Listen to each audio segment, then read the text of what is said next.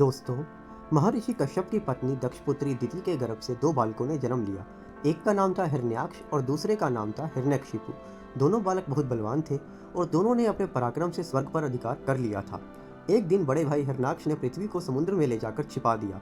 तब भगवान विष्णु ने वराह अवतार लेकर पृथ्वी की रक्षा के लिए हिरण्याक्ष का वध कर दिया। अपने भाई के वध से दुखी होकर हिरण्यकशिपु अपने दैत्यों को प्रजा पर अत्याचार करने की आज्ञा देकर खुद महेंद्रगिरी पर्वत पर ब्रह्मा जी की घोर तपस्या करने चला गया, जिससे वह उनसे वर प्राप्त कर सके और भगवान विष्णु से अपने भाई की मौत का बदला ले सके। इधर दैत्यों के राज्यों को राजा विहीन देखकर देवताओं ने उन पर आक्रमण कर दिया। दैत्य इस युद्ध में पराजित हुए और पाताल लोक को भाग गए और भगवान इंद्र कयाधु को बंदी बनाकर अपने साथ अमरावती ले जाने लगे। उस समय कयाधु गर्भवती थी, परंतु नारद मुनि ने उन्हें ऐसा करने नहीं दिया और कयाधु को अपने साथ आश्रम ले गए। इधर हिरण्यकशिपु की तपस्या से प्रसन्न होकर ब्रह्मा जी ने उसे वरदान दिया। ब्रह्मा जी ने उसे यह वरदान दिया कि ना तो उसे कोई मानव मार सकता है, ना ही कोई पशु। वह ना तो दिन में मर सकता है, न ही रात में। न वह धरती पे मर सकता है, न ही वह आसमान में। उधर असुर राज हिरण्यकशिपु की पत्नी कयाधु ने एक पुत्र को जन्म दिया। क्योंकि यह नारद मुनि के आश्रम में हुआ था, इसलिए हिरण्यकशिपु ने नारद मुनि को उसका नामकरण करने के लिए कहा। तब नारद मुनि ने कहा कि आपको अपने पुत्र को देखकर बहुत अधिक प्रसन्नता हुई है, इसीलिए मैं इसका नाम प्रहलाद रखता हूँ। यह वही प्रहलाद है जो आगे चलकर हिरण्यकशिपु यानी अपने पिता की मृत्यु का कारण बनता है। तो आइए जानते हैं विष्णु भक्त प्रहलाद की कहानी के बारे में। नारद मुनि से खुश होकर हिरण्यकशिपु ने नारद मुनि से कुछ मांगने के लिए कहा। इस पर नारद मुनि ने कहा, मैं कयाधु और प्रहलाद को थोड़े दिन और आश्रम में रखना चाहता हूँ। उनकी बात मानकर हिरण्यकशिपु दोनों को छोड़कर अपने राजमहल में चले गए। कुछ समय पश्चात रानी और प्रहलाद भी राजमहल में वापस चले जाते हैं। एक दिन हिरण्यकशिपु अपने मंत्रियों के साथ राज्यसभा में बैठा था। तब उस सभा में प्रहलाद अपने गुरु के साथ आया। प्रहलाद ने अपने पिताजी को प्रणाम किया। इससे खुश होकर हिरण्यकशिपु ने उसे अपनी गोद में बिठा लिया और पूछा, तुमने अभी तक अपने गुरु से क्या शिक्षा प्राप्त की है? मुझे उसमें से कुछ अच्छी बातें बताओ। तब प्रहलाद ने कहा, पिताजी, जो मैंने अब तक सीखा है मैं आपको उसका सारांश बताता हूँ।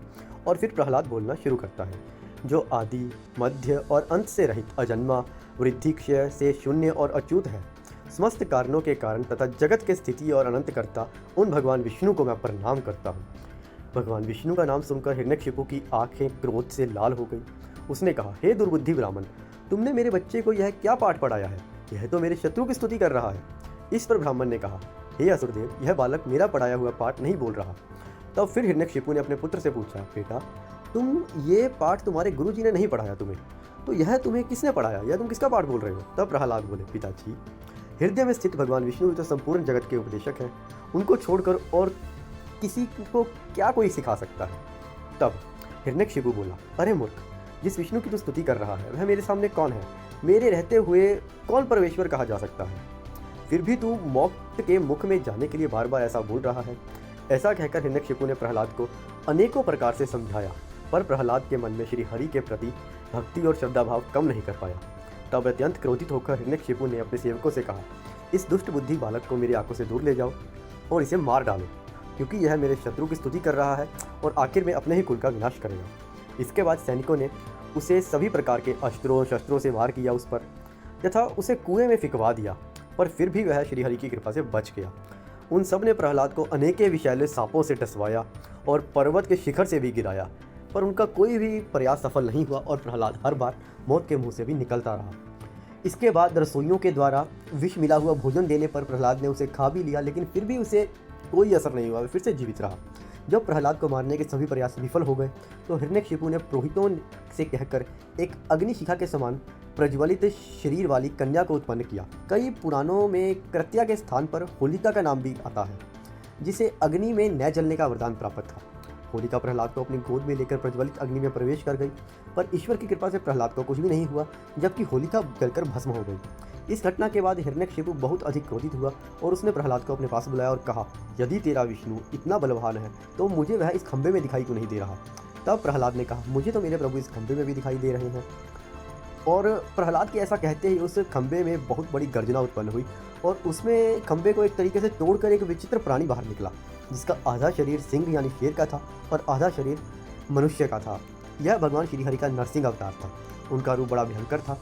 उनकी तपाए हुए सोने के समान पीली पीली आंखें थीं, उनकी दाढ़ें बड़ी विकराल थीं और वे भयंकर शब्दों से गर्जन कर रहे थे। किसी में भी इतना साहस नहीं था कि कोई उनके निकट जा सके। हिरण्यकशिपु ने उन पर अपनी गदा से प्रहार किया, परंतु भगवान नरसिंह ने उसे धरती पर पटक दिया और फिर उसे दरवाजे की चौकी में ले जाकर बोले, हे हिरण्यकशिपु, देख, इस समय ना दिन है और न रात है, अर्थात यह संध्या का समय है। तू ना घर के अंदर है ना घर के बाहर, अर्थात तू चौकी में है। तू ना धरती पर है न आकाश पर है, तू इस समय मेरी गोदी में है। मैं ना मानव हूँ ना ही पशु, अर्थात मैं नरसिंह हूँ। मेरा आधा शरीर मानव का है, आधा शरीर सिंह यानी शेर का है। और मैं तुझे किसी अस्त्र शस्त्र से भी नहीं मारूंगा, मैं तुझे अपने नाखूनों से मारूंगा। इसके बाद भगवान नरसिंह ने उसे अपने नोकीले नाखूनों से मार डाला, अर्थात उसका पेट फाड़ डाला और उसे धरती पर पटक दिया। फिर वहाँ उपस्थित अन्य असुरों और दैत्यों को खदेड़ खदेड़ कर मार डाला। उनका क्रोध बढ़ता ही जा रहा था। वे हिरण्यकशिपु की ऊंची सिंहासन पर विराजमान हो गए। हिरण्यकशिपु की मृत्यु का समाचार सुनकर सभी देवमुनि, इंद्र, ब्रह्मा प्रकट हो गए। ये सभी जन अलग अलग प्रकार से नरसिंह देव की स्तुति करने लगे, परंतु नरसिंह देव भगवान का क्रोध शांत नहीं हो रहा था। तब देवताओं ने माता लक्ष्मी को उनके निकट भेजा, पर भगवान के उग्र रूप को देखकर वे भी भयभीत हो गई। तब ब्रह्मा जी ने भक्त प्रहलाद से कहा, बेटा, तुम्हारे पिता पर ही तो भगवान क्रोधित हुए थे, अब तुम ही जाकर उन्हें शांत करो। तब प्रहलाद भगवान के समीप जाकर हाथ जोड़कर साष्टांग भूमि पर लौट गए और उनकी स्तुति करने लगे। बालक प्रहलाद को अपने चरणों में पड़ा देखकर भगवान नरसिंह का क्रोध शांत हुआ और उसे गोद में उठाकर बिठा लिया और प्रेम पूर्वक बोले, भक्त प्रहलाद, तुम्हारे जैसे भक्त को यद्यपि किसी वस्तु की अभिलाषा नहीं रहती, पर फिर भी तुम केवल मेरी प्रसन्नता के लिए इस लोक में दैत्याधिपति के समस्त भोग स्वीकार कर लो। भोग के द्वारा पुण्य कर्मों के फल और निष्काम पुण्य कर्मों के द्वारा पाप का नाश करते हुए समय पर शरीर का त्याग करके समस्त बंधनों से मुक्त होकर तुम मेरे पास आओगे। देवलोक में भी लोग तुम्हारी विशुद्ध कीर्ति का गान करेंगे। यह कहते ही भगवान नरसिंह देव अंतर ध्यान हो गए। विष्णु पुराण में पराशर जी ने कहा है, जो भी लोग भक्त प्रहलाद की कथा सुनते हैं उनके पाप नष्ट हो जाते हैं, और जिस प्रकार भगवान ने प्रहलाद की रक्षा की थी, इस प्रकार से वे उसकी भी रक्षा करते हैं जो उनका चरित्र सुनता है। इस कहानी में इतना ही दोस्तों। अगर आपको हमारी ये वीडियो अच्छी लगी तो ऐसे ही हमारी स्टोरीज़ को लाइक करें और शेयर करें। ऐसी ही रोचक कहानियों के लिए दोस्तों हमारे चैनल को सब्सक्राइब करें। धन्यवाद।